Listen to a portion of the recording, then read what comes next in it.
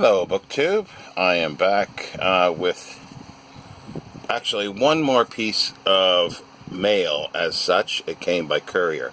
It's something that I had been waiting for quite long. When it was published last year, 2019, I had been waiting for it to basically drop in price, and I found a seller selling a copy that says used, but said still in shrink wrap.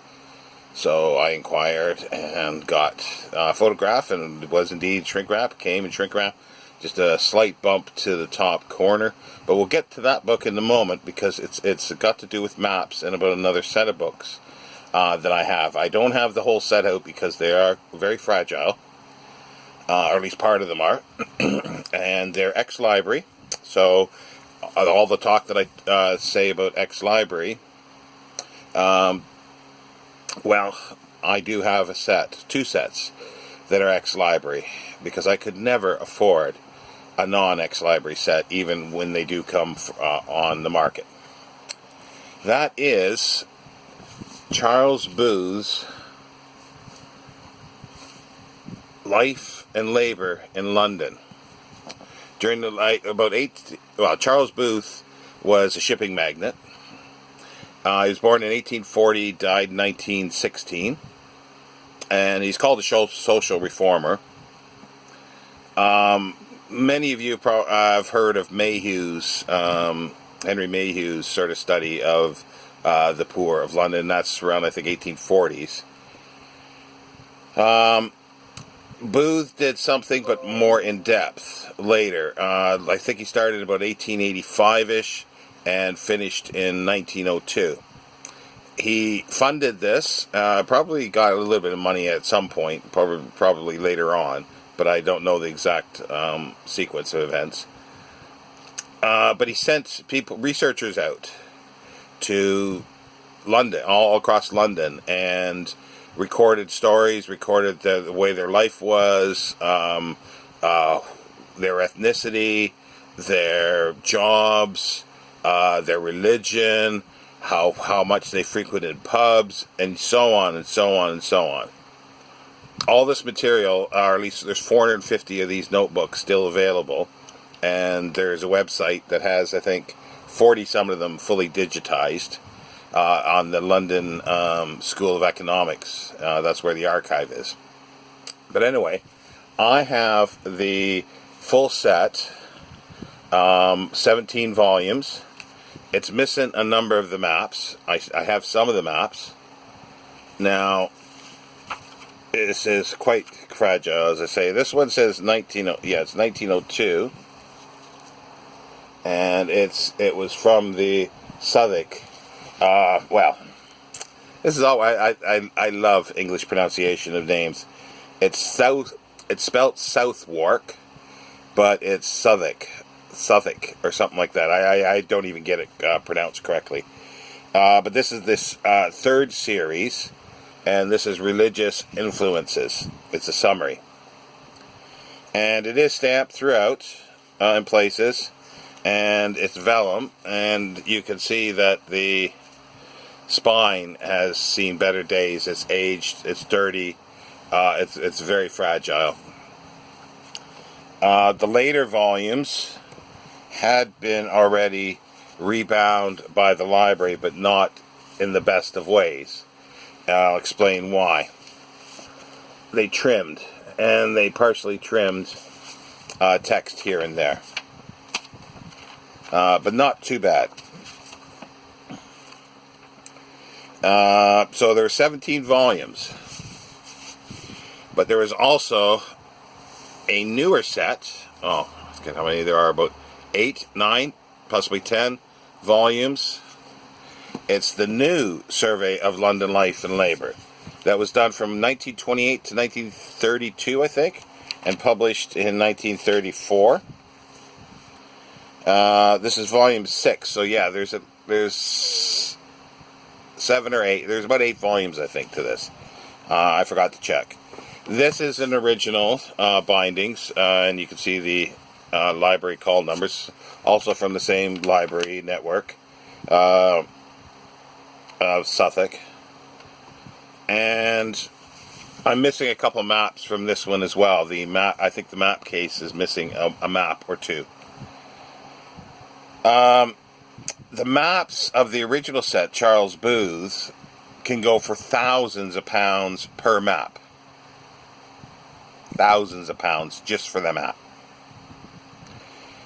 I did a quick search for a set, and I don't see anything on Abe. I don't see anybody selling a set now. When I bought these, there was a set. It was non-X library, had none of the maps. All the maps had even been excised throughout the whole set, cut out. I still have some of the maps that are in the books. This set was over 5,000 pounds, and it wasn't in any better shape than I have myself. I could never afford that. So just imagine what a full set with the maps would cost. At the moment, there is no set of the new London Labour, but the prices range from hundreds per volume to like 500 and some pounds per volume. And there's some with dust jackets if you want to go that route. But yeah, who knows how many thousands of pounds it would cost to get this set. And then the maps on top of that.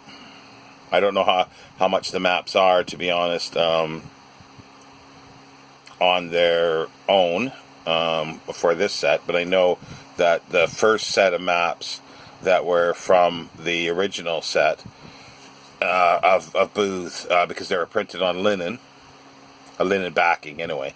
They had linen backing, and I seen one for 2,500 pounds at some point listed for one map. Okay, there's many maps. I've been able to, the London Topographical Society, it's in a tube behind me. It's big. See, it goes big. A couple of maps I bought, and they roll out, so that supplements it. What I received today was a Thames and Hudson. I won't even be able to show it all on probably the camera. I put it on Instagram. It's big. It's Charles Booth's London poverty maps. And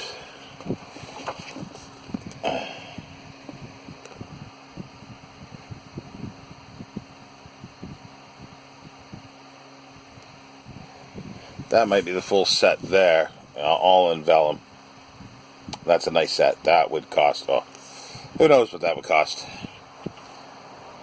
There's 16 volumes showing on the facing page. Let's see if I can get that showing. It's just unwieldy because it's a big book to hold. So let's see how many there are here. So you got 1, 2, 3, 4, 5, 6, 7, 8, 9, 10, 11, 12, 13, 14, 15, 16, and 17. Yes, I have 17 volumes. As you can see, these are the pages with all the maps that come with it. And there's some that were inserted that will fold out. I have to go through to find out exactly which ones I have and which ones I'm missing. It was a deal that I made with the bookseller that I bought it from. There was the one original map there. I did not take that because he was aware of the amount that it was worth. I could not afford to add that on to the price of the books. So I gave that up because that will be sold separately by the seller to make many times more than I paid for the books. And this here book, Thames and Hudson, gives, they're not huge, it's difficult to read, but I'm pretty sure with a magnifying glass, which I do have to order, that's the one thing I do have to order, I believe it will be all readable. As you can see, it's just page after page of all the maps.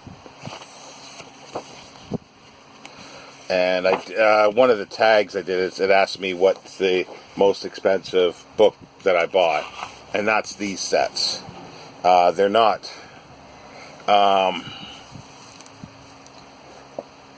It's not one book, but both sets cost me £500. That's the most I've ever paid. But I've got, what do I have? 25 volumes for that. For something that potentially could be 10 times the amount to buy, even probably ex-library. So, I knew I would never see another set, probably in my lifetime, or unlikely I would. So I grabbed it. I missed other things. I have through my life, I've missed other things. And because I am interested in London, this was very important. No, I have not, and I know everybody's thinking, oh, have I read it all? No, it's not the type of thing you read from cover to cover. Or you could, but it's more material that you dip into. Now, he's been criticized, obviously, for many things, that the prejudices of the people who were doing the survey, the questioning, and it's been considered anti-Semitic, the whole 9 yards. It's been revised on, but it doesn't negate the fact that there's a lot of information there, statistical information of what people did. The conclusion, you can look at the conclusions and go, because somebody will make conclusions today from the data, and 100 years from now, they will criticize that. But as long as you have the data, then you can revise or do what you want with it. So that is very useful. So this is sort of a prized set of mine, or two sets, and they've sort of been barricaded away a bit, and I haven't touched them for a couple years now. I'm not sure what to do with these, the first set. There's some, this is probably the better condition. It's all there, but some of them have the backing, or one or two are cracked along the spine, and I think one has partially detached the front cover, but it's still all there. So my conundrum is to, at some point, to get these rebound, potentially properly, and a uniform binding, because, as I say, the library had already done partial binding of it, and they trimmed it. And I don't know if that's the full difference in size. I don't know if the later ones were the same size as this, because these, see, this is it's a little odd, and I have to look into this as well. That's 1902, which was the third edition of it, but this says 1896, and this is volume 8. And then there's other things that I would like to have excised from here. Let's see, it's in here, yeah. You see the alarm sticker, but thankfully they didn't put it over text, which I've seen that before. So it might be nice to have them rebound into uniform bindings, but it is a shame to get rid of the original bindings because they're already there. These could definitely be rebound, and there'd be no loss there. There'd be only a gain for that. And these, I think, would be fine. Just need cleaning up, getting rid of the Dewey Decimal number. You can't do anything about the stamps, really, but if there's any more of those, because they stamp them throughout in corners, and some of them have the perforation stamps as well of the library. So this one has a bit of a black and white pull out as a frontispiece. But yeah, no, I just thought because that came today, and by courier, and I just can't remember how much. It's not too expensive. The full price of it, I think, is like 30 some pounds. I think £35 from Thames and Hudson, which isn't a bad price. I just figured, well, okay, I always balk at paying full price for books. And as I say, this one was £11.50. So, yeah. And they covered the shipping as well. So, and I think, yeah, because like Amazon does, it's you can get it generally cheaper, but still £35 isn't bad for the size of this book and the quality. It's sewn. It's not cloth bound, but it is sewn binding. It is paper. It's pictorial paper, but still, it's still quite nice. You can see, I'm gonna brain myself with this thing. I never get this correct. Never get that correct. So there's the spine. As you can see, it's a big book. I nicked myself with the corner. Yeah, the only thing is that it's been bumped, and there is a bit of a into the pages. Don't know if you can see that. It's very minor. It's very minor. It's just the weight of it that it will transfer the force of the bang and ripple the pages a bit, and it wasn't that bad. So I'm very pleased with this. I guess I'll end it there. I'm not gonna, as I say, I'm not gonna pull out all of the volumes. If I had more space and a bit, that's just dream. But have space and have some big tables to lay stuff out, so I can lay out the maps fully. And actually go through them. That is a project that I have to do. It'll take me a little while to cross-reference to find out which maps I'm missing. But I also have, as I say, the London Topographical Society printed up several of them, and they're big. They're big. I think they were pretty well the full size of the ones that were in the book, just slightly smaller. So yeah, so there's a glimpse at Charles Booth's life and labor in London. So it was, yeah, I always forget. Yeah, in labor in London, and then the new survey of London life and labor. And I also have, as I say, I've got I think it's a Dover hardcover reprint of 3 volumes of Henry Mayhew's London. It's complete. It's unabridged. It's faded on the spine, but that was actually free. So.